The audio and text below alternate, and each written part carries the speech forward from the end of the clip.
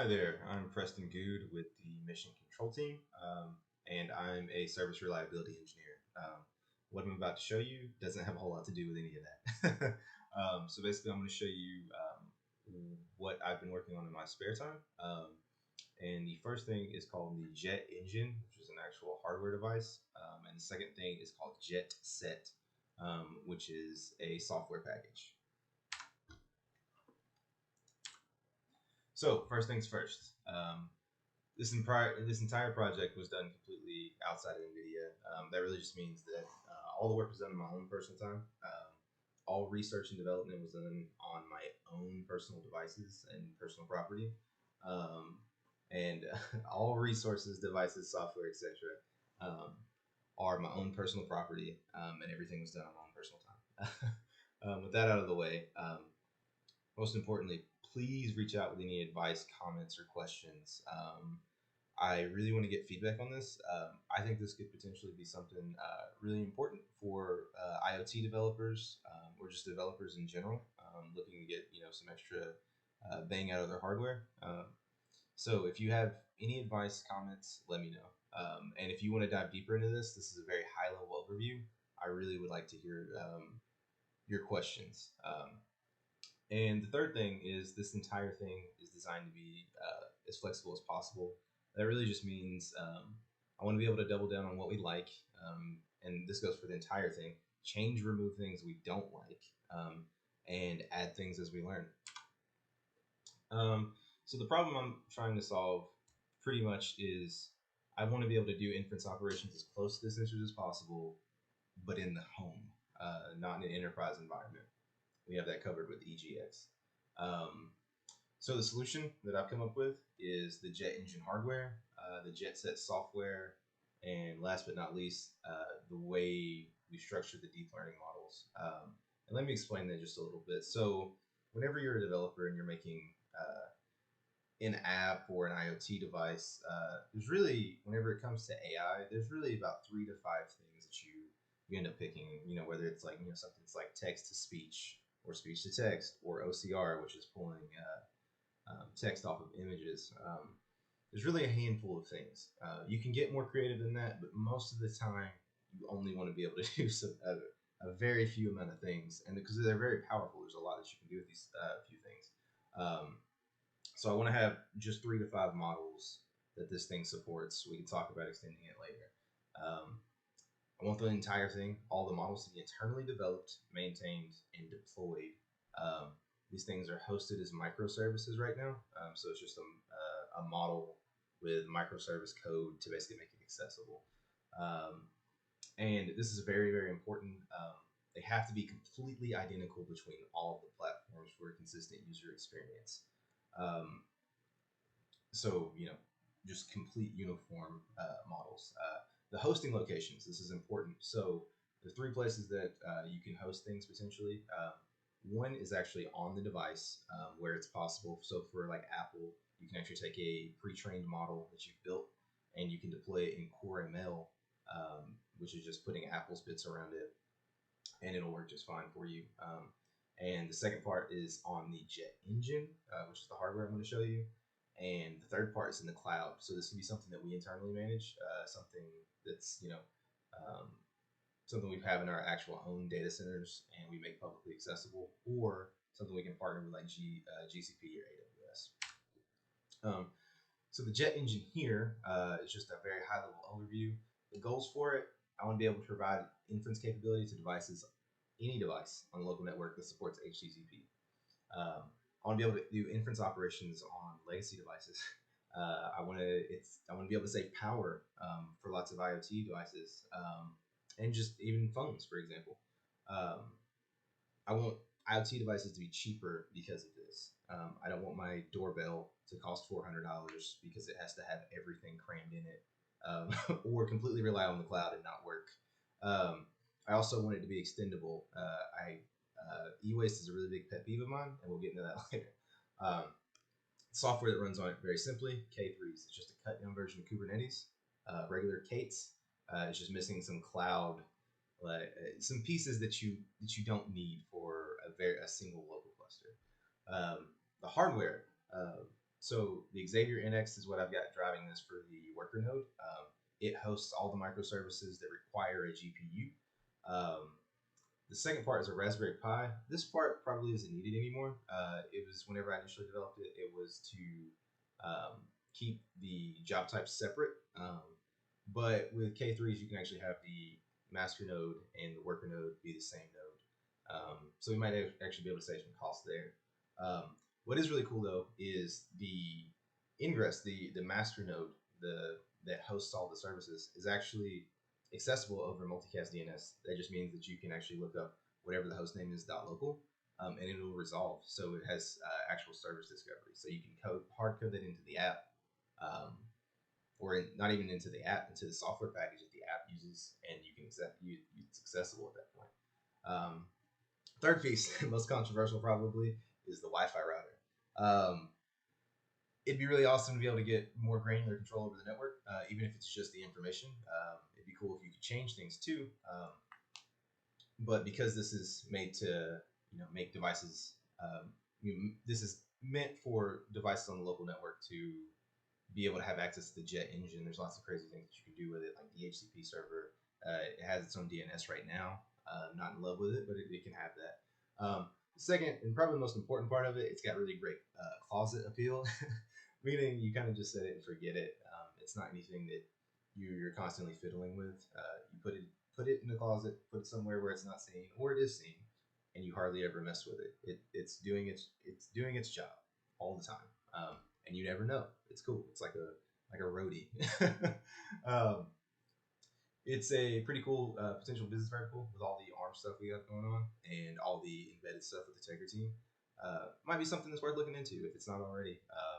And you can just add these bits into it, and you can do things like I don't know exactly how, but you could probably do some type of host some models that mess with network packets and manipulate them to save on bandwidth and things like that. I don't know. It could also possibly run inside or as the Shield Super Pro. The second part is the Jetset software package. So this doesn't need the JetEngine, and the JetEngine doesn't need it, but they work better together. So the goals here are to be able to provide developers to very easy to use multiple reliable inference models, really. Simply, I want people to be able to do AI stuff as easily as possible, as quickly as possible, and as reliably as possible. So what does this thing do? It automatically schedules inference tasks to the best place possible. It basically picks between the local device, the JetEngine, and the cloud, and picks what order to run it in. How? It gathers local system state. So right now it does battery, system, and network. And then it generates an actual optimum run attempt order. And then it attempts to run it across those different places. And I'll show you how that works here in a little bit. And if you look over to the side, you can see some examples that you can just look over of how it logs and kind of the way it goes about doing it. But basically it just attempts, and it will change based on system state. So the currently compatible devices right now, you can see at the bottom with JetEngine on and Jetset on, iOS 14 and above works. This will work very easily with lower iOS versions. It was just the way I built it this go around. And the things that work with just the JetEngine right now and not Jetset, just because I haven't coded them, pretty much any Android device and any Linux device. So you actually have some Google Glasses, Google Enterprise Edition 2, an OG Pixel 1, Raspberry Pi 2, I believe, and a BeagleBone Black. So I'm actually going to go ahead and show you the demo of this thing working. So So now I'm going to go ahead and show you the actual app demo. So we actually have full iOS. This is an actual simulator. There's some bugs with the simulator, but I'll point those out. But the app is right here. And if you look over here, here's the entire app code. And the only part that the user actually has to do for the OCR, which is the demo that I have set up, is this single line of code. It's also here. It's just because they're doing two of these. But anyway, I'm going to fire up this app. And let me explain the workload real quick. So on the back end, this basically pulls images from the internet that I already have preset in in the back end, and it pulls them, downloads them, and then runs OCR on them. So it basically just takes the text from the image and then displays it here. So I'm going to run one here. This is one of the bugs I was talking about in the simulator. This works regularly on the phone just fine. But if you look over here, we actually have the worker node. And you can see once these CPU cores start to get pegged, it's actually doing work. These models are not mine. They're open source. I didn't have anything to do with them. They're not optimized. So there's a lot of improvement that can be made here. As you can see, the GPU is actually being utilized. So that's cool. And at the end, here in a second, we'll actually have a, yep. So this is a page, first page out of the book that I'm reading. And you can see it's not completely accurate, but it does work. And so this was actually done, computed on the JetEngine successfully. Let's try this one.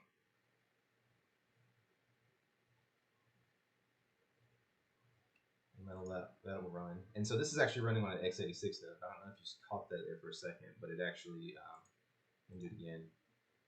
I have a SLI 1080 setup, and it actually schedules it here. So one of the cool things about the JetEngine is you can actually extend it with x86 nodes. So I have a Linux box that I actually just ran. I just converged this into the cluster, just added it to the cluster with some Ansible playbook, and it works. It's accessible, and you can see that it's actually able to run a completely separate model. And this is another page from a different book. I think this is the Lean Startup. Yep, pretty good book. So yeah, so it puts out a log and it shows you kind of what it was thinking and why it chose where it wanted to. The next part, and it's actually in the PowerPoint, is it will actually fail over to the cloud. So right now this is actually on that network, but if I were to switch over the network, it would fail over to the cloud, and it would do it just as fast. So yeah, so that was the demo of this. All right, so now it's time for the cool ideas. Basically, I want to be able to sprinkle a bunch of all this over everything, including Mac OS. Yeah, I said it. And smart toasters. But basically, I want to be able to at least explore these ideas. Something like, add a gaming computer to the JetEngine while it's not in use. I've played around with some of the Kubernetes ability in Windows Server 2019, and I think that's something we could do. So instead of holding it home or something like that, you can actually contribute to your networks, or you can actually contribute to other devices to be able to do these inference tasks, which is really cool. You can also use it to accelerate games. So not only can you use it to contribute, you can actually use the JetEngine and everything else that's attached to the JetEngine to actually contribute to making a better gaming experience. And it can be things like maybe not even traditional rasterization, but it can be AI interfaces, or whenever you walk up to a picture in a game, it could automatically do the translation for you without someone having to actually type that in for games where that could be thousands of pages. I want to be able to, at the core of this, bring AI to devices that don't have the hardware capability at all. I want to be able to run some NVIDIA stuff on Mac OS. I'm a Mac user, so I love my NVIDIA stuff. I want to be able to add this to game engines. So actually, if you see at the bottom right, there's a cutout of me actually. It's a proof of concept. I'm not actually doing it, but doing AI stuff inside of Unreal Engine with just an HTTP call.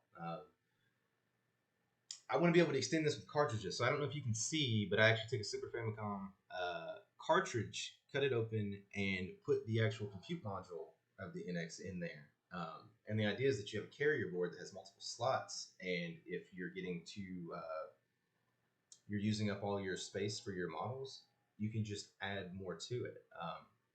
This also works for third-party model developers. So if you have an IoT device like a smart camera system, and you don't want to use, our models are limiting you, right? There's still some extra stuff that you need, but you would like to still add it to the JetEngine ecosystem. I want to make this to where you basically become a partner developer with us. We Make sure everything's good. You basically get your own type of device, your own module that you buy, and you either plug it into the Jetset in the extension slots or in the expansion slots, or you just plug it in on the local network, and the JetEngine recognizes it and converges it, and then your stuff gets routed. So like any of your cameras or sensors, they get routed through the master node and then get sent directly to your module.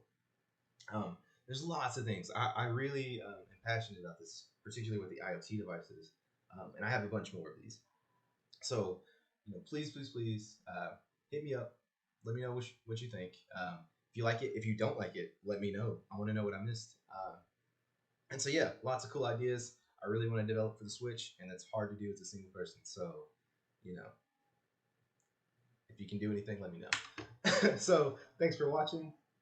Here's some cool pictures, some of the stuff that this was running on. Again, here's my contact information, and I really appreciate your time. Take care.